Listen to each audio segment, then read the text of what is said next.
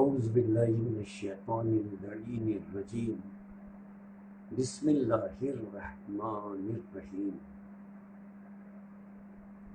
الحمدللہ ذی العز الشامخ المنیف ذی الجلال البازخ العظیم ذی الملک الفاخر القدیم مالک الاملاک مفلک الافلاک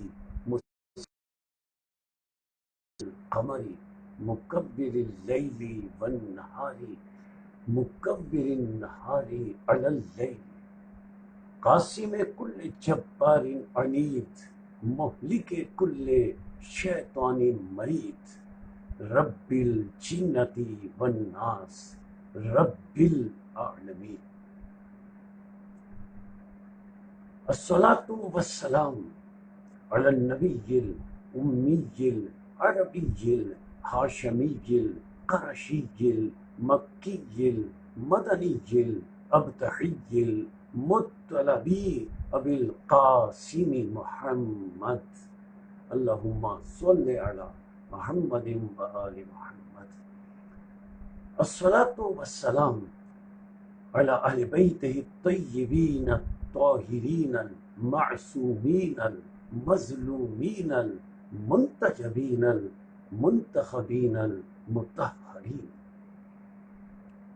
الذین اذہب اللہ عنہم الرجس وطہرہم تطہیرا اللہم صل علی محمد وآل محمد اما بعد فقد قال الحکیم فی محکم کلامہ المتین وخطابہ المبین هو اصدق الصادقین وقولہ الحق لأنہ هو معلن الحق بالحق بسم اللہ الرحمن الرحیم قد جاءکم من اللہ نور و کتاب مبین اللہم صل علی محمد و آل محمد قرآن مجید کا 5واں سورہ سورہ مبارکہ مائدہ اس کی 15ویں آیت باقی ہدایہ جسے گفتگو کے آغاز میں تلاوت کرنے کا شرف حاصل کیا گیا۔ آیت کے آغاز میں اللہ نے فرمایا قد جاءکم، یعنی آیت کے آغاز میں اللہ نے لفظ قد رکھا، اور یہ عربی قاعدہ ہے کہ اگر کسی عربی جملے سے پہلے لفظ قد آ جائے تو اس کا مقصد یہ ہوتا ہے کہ اس لفظ قد کے بعد جملے میں جو بات کی جا رہی ہے وہ انتہائی لائق توجہ ہے۔ تو اس قد کے معنی قد تاکید، مؤکدہ۔ اب جس جملے کے آغاز میں لفظ قد آ جائے وہاں بہت زیادہ توجہ دلانی مقصود ہوتی ہے۔ اب آپ سمجھیں کہ اس آیت میں اللہ لفظ قد ابتدا میں رکھ کر توجہ دلا رہا ہے، اور توجہ دلاتے ہوئے ارشاد فرماتا ہے جاءکم،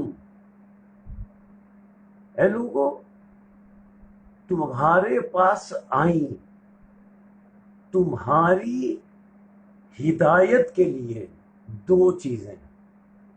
قد جاءکم، تمہارے پاس آئیں، تمہاری ہدایت کے لیے دو چیزیں۔ من اللہ، یہ ہدایتیں اللہ کی جانب سے آئیں۔ نور و کتاب مبین، ایک ہدایت نور ہے اور دوسری ہدایت قرآن مجید ہے۔ اللہ نے ارشاد فرمایا کہ تمہارے پاس آئیں، یہاں کم کا لفظ آیا کہ تمہارے پاس آئیں دو ہدایتیں۔ اگر ان دو سے ہدایت حاصل نہیں کرو گے تو تم آخرت میں کامیاب نہیں ہو سکتے۔ جنت میں نہیں جا سکتے، جہنم سے نہیں بچ سکتے۔ اور یہ فرمایا کم کے معنی تم سب کے لیے، لیکن یہ عام لفظ کم نہیں ہے جو ہم آپس میں استعمال کرتے ہیں، بلکہ یہ کم قرآن کا لفظ کم ہے، اور قرآن مجید کا ایک ایک لفظ قیامت تک کے لیے ہے۔ تو کم کا مطلب صرف یہ نہیں کہ جو رسول کے زمانے میں لوگ موجود تھے ان سے اللہ خطاب کر رہا ہے کہ تمہارے لیے یہ دو ہدایتیں آئیں، بلکہ اس کم کا مقصد یہ ہے کہ قیامت تک جو لوگ آئیں گے، کم قیامت تک جو لوگ آئیں گے، اے قیامت ہو، تمہارے لیے ہم نے دو ہدایتیں بھیجی ہیں، ایک نور ہدایت اور ایک قرآن مجید۔ یعنی قرآن اور نور ہدایت، جب یہ دو ہدایتیں اللہ تعالیٰ نے بھیجی اور قیامت تک کے لوگوں کے لیے بھیجی، قیامت تک جب تک ایک فرد بھی زندہ ہے یہ دونوں ہدایتیں موجود ہونی چاہیے۔ سب متفق ہیں کہ ان دو ہدایتوں میں سے جو قرآن مجید ہے، اللہ نے اس کے لیے فرمایا اِنَّا نَحْنُ نَزَّلْنَا الذِّكْرَ وَإِنَّا لَهُ لَحَافِظُونَ، کہ ہم نے قرآن نازل کیا ہے اور ہم اس قرآن کی حفاظت کی قیامت تک ضمانت لیتے ہیں۔ سب متفق ہیں کہ قیامت تک قرآن ہدایت کے لیے موجود ہے۔ جب قرآن قیامت تک ہدایت کے لیے موجود ہے تو یہ کیسے ممکن ہے کہ یہ جو دوسری ہدایت جسے نور کہا اللہ نے، وہ ہدایت قیامت تک کے لیے کیوں؟ نور ہدایت بھی قیامت تک موجود ہونا چاہیے، اور اس نور سے مراد قرآن نہیں ہے، اس لیے کہ نور و کتاب مبین، نور اور کتاب مبین کے درمیان لفظ واو اللہ نے عطف کر رکھا جو غیریت پر دلیل کرتا ہے، یعنی جس کے معنی یہ ہیں کہ واو سے پہلے جو ہے لفظ وہ اور ہے اور واو کے بعد جو لفظ ہے وہ اور ہے۔ معلوم ہوا قرآن مجید اور ہے، اور یہ نور ہدایت جو عطف کے واو سے پہلے ہے یہ اور ہے۔ تو تمام ملت مسلمہ کا یہ عقیدہ ہے کہ قرآن مجید قیامت تک ہدایت کے لیے موجود ہے، تو پھر اس آیت کے تحت مجھے کوئی یہ بتائے کہ وہ نور کون سا ہے جو قیامت تک ہدایت کے لیے موجود ہے۔ الحمدللہ مسلک تشیع کے علاوہ کسی میں جرأت ہی نہیں کہ وہ یہ بتائے کہ وہ نور ہدایت کون سا ہے جو قیامت تک کے لیے اللہ نے ہدایت کے لیے رکھا ہے۔ ہم مسلک تشیع میں اسی نور ہدایت کو امام زمانہ کہتے ہیں، کہ امام زمانہ اور قرآن مجید یہ نور ہدایت قیامت تک ہدایت کے لیے موجود ہے۔ اب یہ نور جسے لفظ نور کہہ کر اللہ نے سورہ مائدہ میں خطاب کیا، اس نور کا منصب کیا رکھا؟ اس نور کا منصب اللہ تعالیٰ نے ارشاد فرمایا سورہ انبیاء کہ اس نور کا منصب کیا ہے، 21واں سورہ قرآن مجید کا۔ اس نور ہدایت کا منصب کیا ہے؟ اللہ فرماتا ہے وَجَعَلْنَاهُمْ أَئِمَّةً، وَجَعَلْنَا، اللہ فرماتا ہے ہم نے مقرر کیا، جعل سے ہے اور اسی سے ہے جاعل، جو اللہ نے فرمایا تھا حضرت آدم علیہ السلام کے لیے انی جاعل فی الارض خلیفہ، اسی جعل اور جاعل سے یہ جعلنا ہے۔ اللہ نے بتایا کہ زمین پر خلیفہ مقرر کرنے والا جاعل میں اللہ ہوں، اور یہاں فرمایا وَجَعَلْنَاهُمْ، ہو نہیں ہے، ہما نہیں ہے، ہم ہے، ہم کے معنی جمع، ہو ہوتا جعلنا کے بعد تو ایک مراد ہوتا، ہما ہوتا تو دو مراد ہوتے، لیکن یہاں ہم مراد ہے، ہم کے معنی جمع، تو ترجمہ یہ ہوا وَجَعَلْنَاهُمْ أَئِمَّةً، ہم کچھ جمع ہستیوں کو، ہم نے، اللہ فرماتا ہے ہم نے کچھ جمع ہستیوں کو امام مقرر کیا، جعلنا ہم نے مقرر کیا، وہاں فرمایا جاعل ہم نے خلیفہ بنایا، یہاں فرمایا کچھ جمع ہستیوں کو ہم نے امام مقرر کیا۔ یعنی قرآن کی ان دو آیتوں سے یہ بات طے ہو گئی کہ خلیفہ مقرر کرنا ہو یا امام مقرر کرنا ہو، تو یہ مقرر کرنا اور امام اور خلیفہ بنانا کسی بشر کو اس کی اجازت نہیں دی گئی کہ وہ جسے چاہے خلیفہ بنا لے، جسے چاہے امام بنا لے۔ اللہ فرماتا ہے خلیفہ بنانے کا اقتدار بھی میرا ہے، امام بنانے کا اختیار بھی میرا ہے۔ لیکن یا اللہ تو نے اس آیت میں یہ بتایا کہ ہم نے کچھ جمع ہستیوں کو امام مقرر کیا، یا اللہ آیت میں یہ بھی بتا دے کہ یہ جمع ہستیاں کون ہیں تاکہ ہم پہچان سکیں۔ تو نام تو لیتا نہیں ہے، لیکن ایسی کوئی پہچان بتا دے کہ ہمیں پتہ لگ سکے کہ جنہیں تو نے امام بنایا ہے ان میں یہ پہچان ہے، تاکہ ہم ان کے دامن سے تمسک اختیار کر سکیں، اور تمسک اختیار کر کے ہم آخرت میں فلاح اور کامیابی حاصل کر سکیں۔ تو اللہ نے علامات اور پہچان بتانی شروع کی ان ائمہ کی۔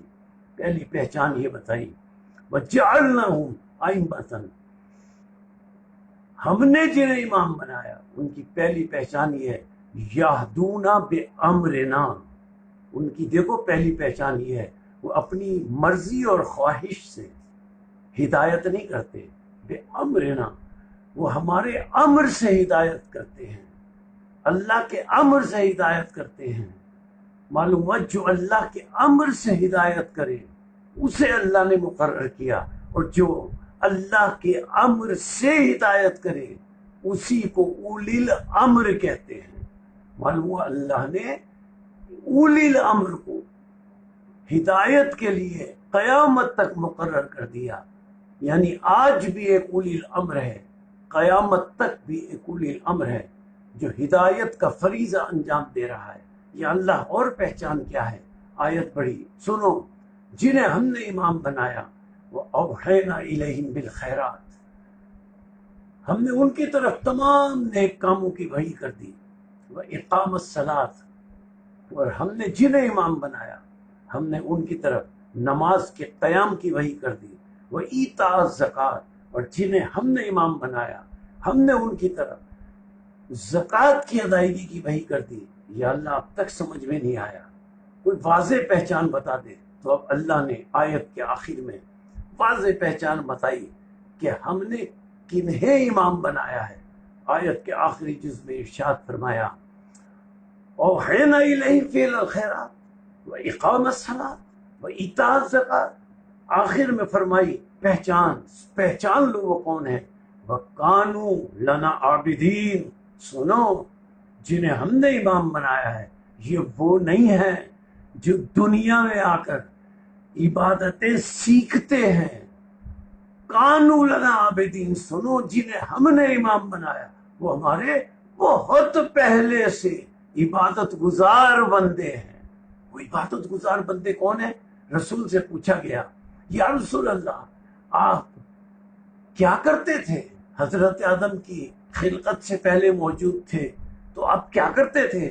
تو رسول نے واحد کا صیغہ استعمال نہیں کیا بلکہ رسول نے جمع کا صیغہ استعمال کیا، اور رسول نے بتایا کہ سنو سجدنا وسجدت الملائکہ، ورنہ یہ ہوتا کہ صرف میں رسول، سجدنا جمع، رسول نے فرمایا سنو سجدنا وسجدت الملائکہ، سنو آدم سے قبل ہم محمد و آل محمد کے سجدوں کو دیکھ کر فرشتوں نے سجدے کرنا سیکھے۔ معلوم ہوا یہ پہلے کے عبادت گزار ہیں۔ اب اگر اور دلیل طلب ہے اور اگر کوئی دلیل چاہتا ہے اور قرآن کی آیت موجود ہے کہ یہ کون ہے. عبادتیں ممکن نہیں ہیں جب تک علم اور معرفت نہ ہو.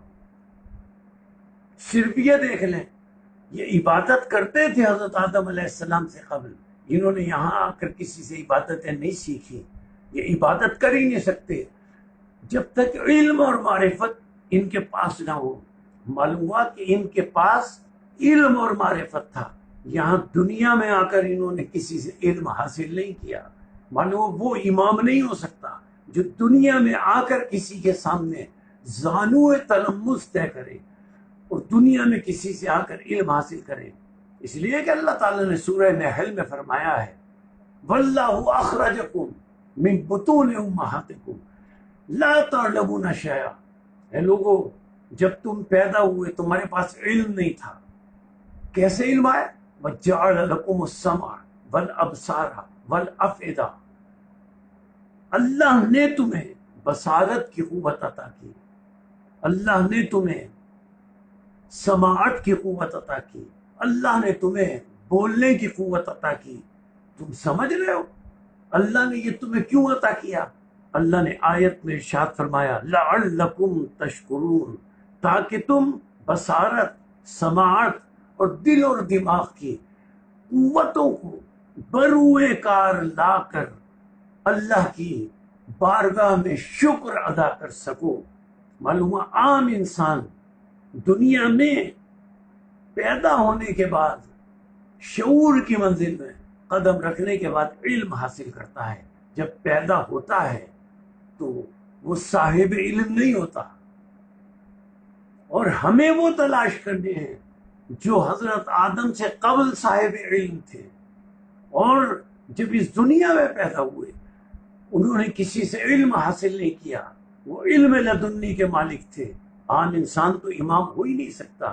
اب امام وہ ہو سکتا ہے کہ جس نے دنیا میں آنے کے بعد رسول کے ہاتھوں پر اپنے صاحب علم ہونے کی اس طرح دلیل دی کہ رسول کے ہاتھوں پر بلند ہو کر دنیا میں آتے ہی حضرت علی نے رسول سے مخاطب ہو کر کہا یا رسول اللہ، توریت پڑھوں، انجیل پڑھوں، زبور پڑھوں، وہ قرآن پڑھوں جو قرآن ابھی نازل نہیں ہوا؟ یعنی آتے ہی گفتگو کر رہے ہیں. اور حضرت علی جب پڑھا رسول کے ہاتھوں پر، حضرت علی نے سورہ المومنون کی آیتوں کی تلاوت کی رسول کے ہاتھوں پر. قد افلح المومنون، کہ جو مومن ہے وہ کامیاب ہو گئے. میں مولا علی کی خدمت میں عرض کروں، مولا قرآن کے 30 سپارے ہیں، 114 سورے ہیں، کوئی اور سورہ، کوئی اور آیت ایسی ہوتی جن کی آپ تلاوت فرما دیتے، یا آپ نے سورہ المومنون ہی کی آیات کا انتخاب کیوں کیا دنیا میں آنے کے بعد تلاوت کرنے کا؟ تو علی جواب دیں گے سورہ المومنون کی دنیا میں آنے کے بعد وہی تلاوت کرے گا نا جو امیر المومنین ہو. معلوم ہوا کہ حضرت علی نے یہ ثابت کیا کہ میں امیر المومنین ہوں، اور امیر المومنین واحد خطاب ہے ہمارے تمام ائمہ معصومین میں صرف اور صرف حضرت علی علیہ السلام کا. لیکن میں ایک بات عرض کر دوں تاکہ مسلک تشیع کا عقیدہ واضح ہو جائے. حضرت علی جو قرآن کی تلاوت کر رہے ہیں رسول کے ہاتھوں پر، حضرت علی نے رسول کے ہاتھوں پر تلاوت کی قرآن مجید کی. ہم نے علی سے پوچھا مولا آپ نے تلاوت کی؟ تو علی نے فرمایا ہاں میں نے تلاوت کی. تو مولا ہم نے پوچھا ذرا اپنا تعارف تو کرائیں، آپ کون ہیں؟ تو حضرت علی نے اپنا تعارف کرایا، انا عبد من عبید محمد المصطفیٰ. اور یہ شیعت کا عقیدہ ہے، سب سن لیں کہ مسلک تشیع کا یہ عقیدہ ہے جو حضرت علی نے بتایا. حضرت علی نے فرمایا میں خاتم النبیین کا ایک غلام ہوں.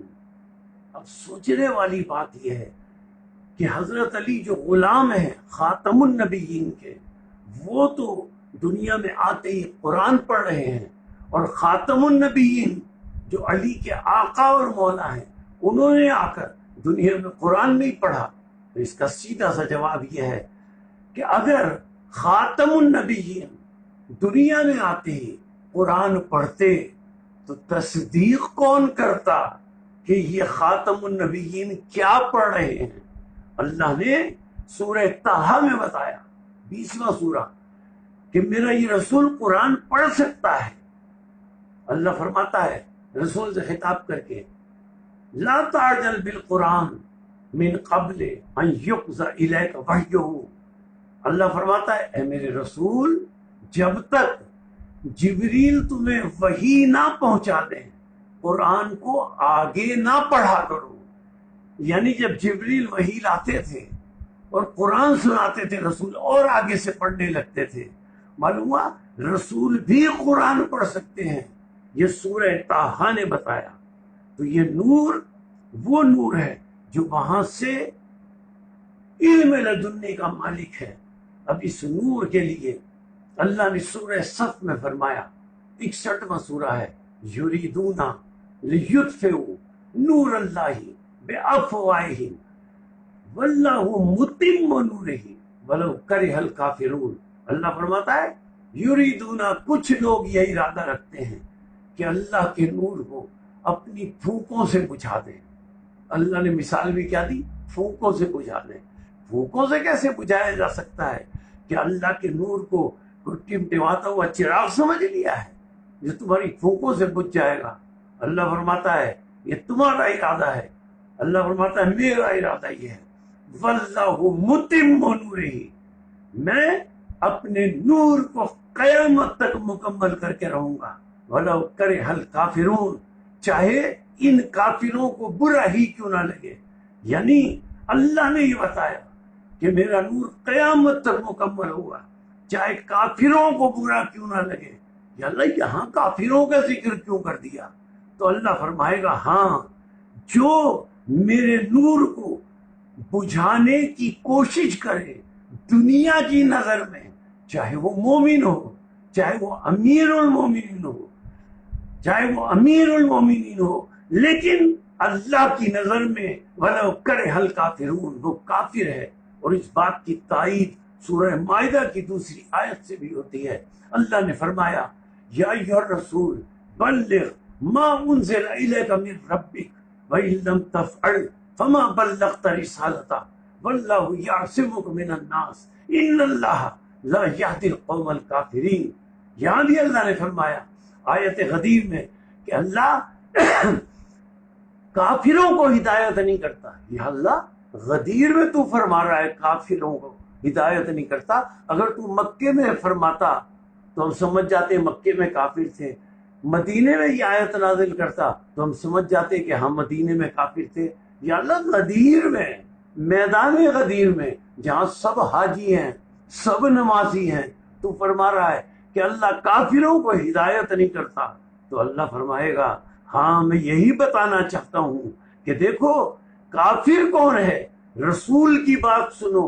رسول نے کہا، فرمایا ان اللہ مولایا، اللہ میرا مولا ہے۔ پھر مجمع سے مخاطب ہو کر رسول نے فرمایا وَأَنَا مَوْلَاكُمْ، اور میں تم سب کا مولا ہوں۔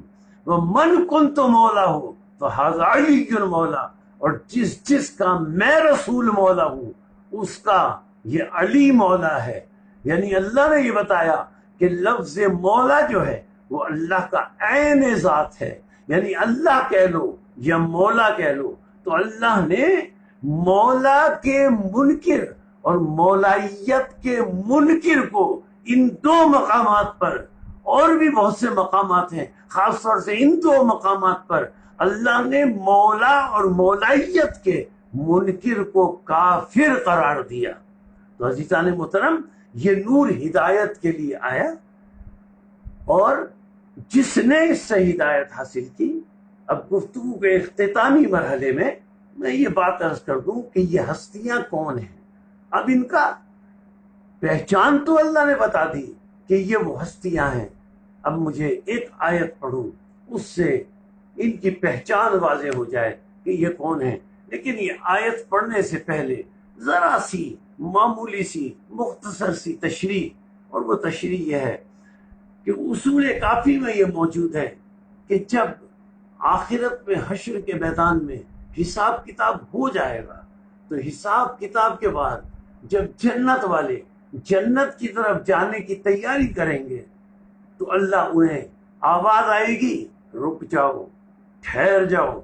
وہ رک جائیں گے۔ جب وہ رکیں گے تو ان جنت والوں کے تمام کے سامنے کچھ ہستیوں کو کھڑا کیا جائے گا، اور وہ ہستیاں کون ہوں گی؟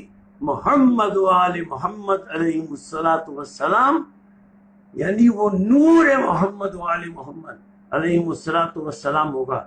اب قرآن میں آیت آئی، اب سنیں، سورہ آراف، قرآن مجید کا 7واں سورہ۔ جب یہ جنت میں جانے والے جنت کی طرف جانے لگیں گے اور نور محمد و آل محمد کو وہاں اللہ کھڑا کرے گا، تو یہ جنت میں جانے والے اپنی انگشت شہادت سے اس نور محمد و آل محمد کی طرف اشارہ کرتے ہوئے کہیں گے، کیا کہا؟ سورہ آراف کی آیت ہے، یہ کہیں گے جنتی، الحمدللہ الذی ہدانا لہذا، ہاذا اشارہ ہے، وہ اشارہ کر کے کہیں گے ہر طرح کی تعریف اس اللہ کے لیے ہے جس اللہ نے ہماری دنیا میں ہدایت کی ان ہستیوں کے وسیلے سے، اس نور محمد و آل محمد کے وسیلے سے۔ اگر ان سے ہم ہدایت حاصل نہ کرتے تو ہمیں جنت نہ ملتی۔ ایک لفظ کیا آیا؟ حاذا، اشارہ کریں گے، حاذا کس کی طرف؟ حاذا کے معنی یہ، اس طرف، نور محمد و آل محمد کی طرف۔ اب ایک دوسری آیت بس اور سن لیں، سورہ فرقان، قرآن مجید کا 25واں سورہ۔ یہ تو جنت میں جانے والے تھے نا، جن کا سورہ اعراف میں ذکر ہوا۔ اب جو جہنم میں جائیں گے ان کا ذکر کیا سورہ فرقان 25واں سورہ۔ جب وہ جہنم میں جانے لگیں گے تو رسول اکرم اللہ کی بارگاہ میں کہیں گے، یہ حاذا کا لفظ ذہن میں رکھیں، جنت والے حاذا کی طرف اشارہ کریں گے۔ اب رسول جہنمیوں کو جب جہنم میں جاتا ہوا دیکھیں گے تو رسول اکرم اللہ کی بارگاہ میں ایک جملہ کہیں گے جو سورہ فرقان میں آیا۔ اللہ کی بارگاہ میں خاتم النبیین کہیں گے، خاتم النبیین عرض کریں گے، یا رب ان قومی اتخذوا ھذا القرآن مہجورا، یا اللہ یہ جو جہنم میں جا رہے ہیں ان کا قصور یہ ہے کہ انہوں نے میرے بعد ھذا القرآن، اس قرآن کو چھوڑ دیا تھا۔ اب مجھے کوئی بتائے کیا وہاں کوئی قرآن مجید کا نسخہ رکھا ہوگا؟ نہیں۔ مفسرین اس مقام پر کہتے ہیں کہ رسول علی کی طرف اشارہ کر کے کہیں گے کہ میرے بعد یا اللہ انہوں نے علی کو چھوڑ دیا تھا، آل محمد کو چھوڑ دیا تھا، اور کیا کہیں گے؟ ھذا القرآن، اس قرآن کو۔ وہاں سورہ اعراف میں ہی فرمایا ھذا، اگر ھذا کے دامن کو تھام لو تو جنت مل جائے گی، اگر ھذا کو چھوڑ دو تو پھر جہنم میں جانا پڑے گا۔ جب یہ ھذا اتنا زیادہ اہم ہے تو یا اللہ اس ھذا کا تمہیں تعارف کرایا؟ تو رسول فرمائیں گے تعارف کرایا تو تھا، اب کام تمہارا تھا عمل کرنے کا۔ جو ھذا کا دامن پکڑیں گے جنت میں جائیں گے، جو ھذا کو چھوڑ دیں گے رسول کی بات جہنم میں جائیں گے۔ یا رسول اللہ یہ ھذا کون ہے؟ تو رسول نے فرمایا من کنت مولا فھذا علی مولا۔ رسول نے ھذا کا تعارف غدیر میں کرا کر بتا دیا کہ دیکھو یہ وہ ھذا ہے کہ اس کے دامن کو تھام لو تو تمہیں ہدایت نصیب ہو جائے گی اور تم جنت میں چلے جاؤ گے۔ لیکن لوگوں نے ہدایت حاصل کرنے کے بجائے کیا کیا؟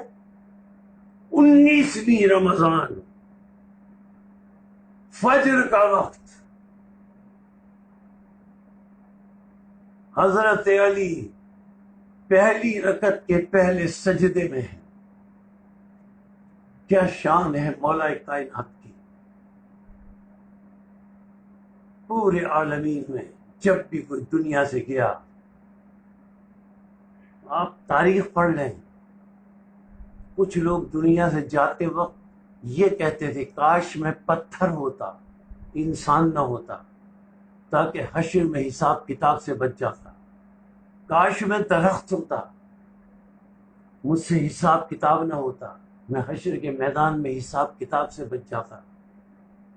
یہ کتنے اقوال آپ کو تاریخ میں نظر آئیں گے، سارے نقل نہیں کر رہا، لیکن ایک واحد ذات حضرت علی علیہ السلام مولا کائنات کی ہے، جو دنیا سے جاتے وقت جو جملہ ان کی زبان اقدس سے جاری ہوتا ہے تو پورے عالمین میں دنیا سے جاتے وقت کسی کی زبان سے جاری نہیں ہوا۔ فجر کی نماز ہے، 19 رمضان کی صبح ہے، سحر کا وقت ہے، مولا علی پہلے سجدے میں ہیں، پہلی رکعت کے، لعین ابن ملجم، اللہ اس پر لعنت کرے، زہر میں بجھی ہوئی تلوار سے، سجدے کے عالم میں جب حضرت علی تھے، ان کے سر اقدس پہ زہر میں بجھی ہوئی تلوار سے وار کیا، ایک مرتبہ سر شکافتہ ہوا، اور واحد علی کی ذات ہے جن کی زبان اقدس پر ضربت کے بعد یہ جملہ آیا، فزت برب الکعبہ، رب کعبہ کی قسم علی کامیاب ہو گیا، اور کسی میں جرأت نہیں یہ جملہ کہتا۔ عزادارو، بس یہ جملہ کہنا تھا کہ زمین اور آسمان کے درمیان ایک آواز بلند ہونے لگی، بڑی دردناک آواز تھی، الا قتل علی المرتضی، الا قتل سید الاوصیاء، الا قتل ابن عم محمد المصطفیٰ۔ جیسے ہی آواز بلند ہوئی، کوفے کے لوگ گروہ در گروہ مسجد کوفہ کی طرف آئے، آ کر لوگوں نے دیکھا حضرت علی علیہ السلام کا زخمی سر امام حسن علیہ السلام کے زانو اقدس پر ہے۔ حضرت علی پر غش کی کیفیت طاری ہے۔ جب امام حسن نے اپنے بابا کو غش کی اس مظلومیت کے عالم میں دیکھا تو امام حسن کی آنکھوں سے آنسو جاری ہوئے، وہ آنسو حضرت علی کے چہرے اقدس پر پڑے۔ حضرت علی نے چہرے اقدس پر جیسے ہی آنسو پڑے، آنکھوں کو کھول دیا، اور عزاداروں آپ کی خدمت میں عرض کروں، فزت برب الکعبہ کے بعد ہوش میں اب علی آئے، ہوش میں آنے کے بعد علی علیہ السلام نے پہلا جملہ جو کہا وہ امام حسن سے مخاطب ہو کر آہستہ سے پوچھا، بیٹا حسن، میرا بیٹا حسین کہاں ہے؟ امام حسن علیہ السلام نے عرض کیا، بابا وہ آپ کے قدموں سے لپٹا ہوا رو رہا ہے، آپ کے قدموں سے لپٹا ہوا فریاد کر رہا ہے۔ حضرت علی نے فرمایا، بیٹا حسن جاؤ، اسے قدموں سے ہٹا کر میرے سرہانے لے کر آؤ۔ امام حسن علیہ السلام گئے، امام حسین کے سر پر شفقت سے ہاتھ رکھا، پیار کیا، اپنے بابا کے قدموں سے الگ کیا، لے کر سرہانے آئے۔ اب میں کیا کروں؟ یہاں مجھے یاد آ گیا کہ مولا حسین علیہ السلام کی خدمت میں عرض کروں، مولا نصیب ہے، یہ آپ کا مقدر ہے کہ آپ کو جب آپ کے بابا کے قدموں سے جدا کیا تو امام حسن نے پیار کیا، شفقت سے جدا کیا، اور میں عرض کروں مولا حسین کی خدمت میں، مولا یہ آپ کا مقدر ہے۔ اور شام غریبہ میں وہ جناب سکینہ سلام اللہ علیہا کا مقدر ہے، جب اپنے بابا کے قدموں سے لپٹی ہوئی رو رہی تھی اور کہہ رہی تھی، واہ ابتا واہ ابتا، تو ظالم آئے، منہ پر جناب سکینہ کے تماچے مارے، کانوں سے گوشوارے اتارے۔ مولا حسین وہ آپ کا نصیب ہے، یہ جناب سکینہ سلام اللہ علیہا کا نصیب ہے۔ جناب سکینہ سلام اللہ علیہا روز عاشور یتیم ہوئی، اور 21 رمضان کو حسین علیہ السلام یتیم ہو گئے، اور 21 رمضان کو امام حسن علیہ السلام یتیم ہو گئے، جناب زینب سلام اللہ علیہا یتیم ہو گئیں، جناب ام کلثوم سلام اللہ علیہا یتیم ہو گئیں۔ حضرت علی کو جب امام حسن اور امام حسین گھر لے کر آئے اور جناب زینب اور ام کلثوم سلام اللہ علیہما نے اپنے بابا کی حالت دیکھی تو بلند آواز سے رونے لگی، واہ ابتا، واہ ابتا، ہائے ہمارے بابا، ہائے ہمارے بابا۔ حضرت علی کو جب لے کر امام حسن اور امام حسین علیہ السلام گھر آئے تھے تو کوفے میں لوگوں کا مجمع بھی پیچھے پیچھے آ گیا تھا، اور وہ گھر کے قریب آ کر رک گیا تھا۔ ایک مرتبہ امام علی علیہ السلام نے غش سے آنکھیں کھولی، امام حسن کو بلایا، امام حسن کو بلا کر اب دیکھیں کیا عجیب جملہ مولا علی فرماتے ہیں امام حسن سے، بیٹا حسن دیکھو تمہاری بہنیں زینب اور ام کلثوم اتنی بلند آوازوں سے رو رہی ہیں، دیکھو ان کے رونے کی آواز باہر مجمع ہے نامحرم مجمع کے کانوں میں ان کے رونے کی آواز جا رہی ہے، بیٹے ذرا باہر جاؤ۔ حسن باہر جا کر مجمع سے کہو ذرا دور چلا جائے تاکہ میری بیٹیوں کے رونے کی آواز نامحرم مجمع کے کانوں میں نہ جائے۔ میں مولا علی کی خدمت میں عرض کروں گا، مولا آپ یہ نہ برداشت کر سکے کہ بیویوں کی آواز نامحرم مجموع میں جائے، ارے مولا آپ نے کیسے برداشت کیا ہوگا کہ یہ بیویاں بغیر چادر کے کوفے کے بازار میں گئیں، بغیر چادر کے شام کے بازار میں گئیں، ان پر صدقوں کی کھجوریں پھینکی گئیں، اور حضرت ام کلثوم یہ کہتی بھی نظر آئیں، ہم پر صدقے کی کھجوریں نہ پھینکو، الصدقۃ علینا حرام، دیکھو صدقہ ہم پر حرام ہے۔ مولا علی آپ نے کیسے برداشت کیا ہوگا؟ آپ تو یہ برداشت نہیں کر سکے کہ نامحرموں کے مجمع میں ان کی آواز چلی جائے، آپ نے کیسے برداشت کیا ہوگا؟ شام کا دربار ہے، ایک رسی میں 12 بیویوں کے بازو بندھے ہوئے ہیں، اسی میں جناب سکینہ کا گلا بندھا ہوا ہے، ظالم تعارف کرا رہے ہیں، ہاذہی زینب، ہاذہی ام کلثوم۔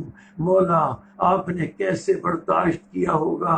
بالآخر مولا علی علیہ السلام کا قاتل لعین پکڑا گیا، جب پکڑ کر لایا گیا تو حضرت علی علیہ السلام کو مشروب پیش کیا گیا۔ کیا شان ہے، کوئی اس شان کا مولا اس پوری دکھا سکتا ہے کہ جس نے پلایا ہو؟ حضرت علی کو جب مشروب دیا جانے لگا تو امام حسن علیہ السلام بھی کھڑے تھے، حضرت عباس بھی کھڑے تھے، امام حسین بھی کھڑے تھے۔ مرتبہ حضرت علی نے کہا یہ مشروب میرے قاتل کو دے دو، دیکھو نا کیسے اس خوف زدہ ہو کر کانپ رہا ہے، یہ مشروب پی لے۔ امام حسن کی جرأت نہ ہوئی کہ وہ مشروب اپنے بابا کے قاتل کو دے دیں۔ حضرت عباس تھر تھر کانپنے لگے، سر سے پیر تک کپ کپی حضرت عباس پر طاری ہو گئی، حضرت عباس کا ہاتھ قبضہ شمشیر پر چلا گیا۔ حضرت عباس میں یہ جرأت نہیں تھی کہ وہ مشروب قاتل کو دیں، اپنے بابا کے قاتل کو مشروب دیں۔ کون گیا مشروب دینے؟ عزادارو وہ جسے مظلوم حسین علیہ السلام کہتے ہیں۔ امام حسین علیہ السلام آگے بڑھے، آگے بڑھ کر مشروب لیا اور قاتل کو دیا۔ عزیزو بس یہی 2 شخصیتیں نظر آتی ہیں اس کائنات میں، ایک تو مولا حسین جو اپنے بابا کے قاتل کو مشروب دے رہے ہیں، دوسرے وہ مدینہ ہے جب رہائی کے بعد امام سجاد علیہ السلام کے گھر ایک شخص آیا، اس کی خاطر تواضع امام نے کی، اسے کھانا کھلایا، جب وہ جانے لگا تو وہ کہتا ہے جناب سید سجاد علیہ السلام سے آپ نے شاید مجھے پہچانا نہیں۔ امام سجاد علیہ السلام فرماتے ہیں میں نے تجھے پہچان لیا، میں تجھے کیسے بھول سکتا ہوں، تو کربلا میں میرے بھائی کا قاتل ہے۔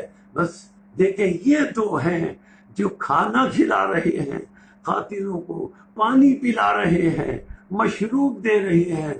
20ویں رمضان آئی، اب 21ویں رمضان کی شب آئی، جس شب میں ہم بیٹھے ہیں اور مولا علیہ السلام کی شہادت کا تذکرہ کر رہے ہیں۔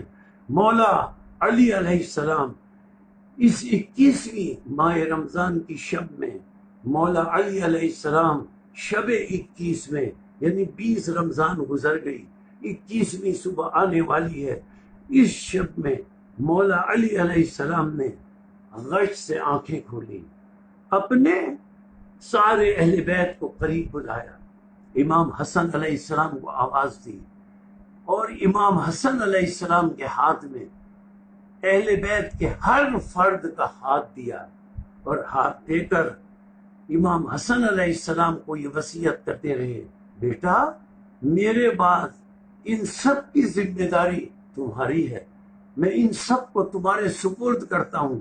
جب سب کو حضرت علی علیہ السلام امام حسن کے سپرد کر چکے تو امام علی علیہ السلام نے ایک آواز سنی کہ بلند آواز سے کوئی بی بی رو رہی ہے۔ پوچھا یہ کون ہے؟ کسی نے کہا یہ ام البنین رو رہی ہیں، حضرت ام البنین سلام اللہ علیہا۔ تو حضرت علی نے کہا بلاؤ۔ جب بلایا گیا تو حضرت ام البنین نے کہا، حضرت علی پوچھتے ہیں کیوں بلند آواز سے رو رہی ہو؟ تو ام البنین کہتی ہیں کیا مولا میرے بیٹے عباس سے کوئی غلطی ہو گئی جو آپ نے سارے اہل بیت کو امام حسن کے سپرد کر دیا، میرے بیٹے عباس کو آپ نے امام حسن علیہ السلام کے سپرد نہیں کیا؟ حضرت علی چیخ کر بلند آواز سے روئے، ام البنین تم نہیں جانتی، ٹھہر جاؤ۔ یہ کہہ کر حسین کو بلایا، حسین علیہ السلام آئے، عباس علیہ السلام آئے۔ اب اس منظر پر آپ دیکھیں کہ حضرت علی علیہ السلام نے حضرت عباس کا ہاتھ امام حسین کے ہاتھ میں نہیں دیا، حضرت عباس کو امام حسین کے عباس سے کہا قریب آؤ، اور امام حسین کا ہاتھ حضرت عباس کے ہاتھ میں دے کر حضرت عباس سے روتے ہوئے مخاطب ہو کر حضرت علی نے ارشاد فرمایا بیٹا عباس میرے بیٹے حسین کا کربلا میں خیال رکھنا، میرے بیٹے حسین کا خیال رکھنا، اور عزادارو اپنے بابا کی وصیت کو اس طرح حضرت عباس نے پورا کیا، بازو کٹوا دیے، سر پر گرز برداشت کر لیا، لیکن مولا حسین ہاتھ نہ چھوڑا۔ سَيَعْلَمُ الَّذِينَ ظَلَمُوا أَيَّ مُنقَلِبٍ يَنقَلِبُونَ۔ اللہم صلی علی محمد۔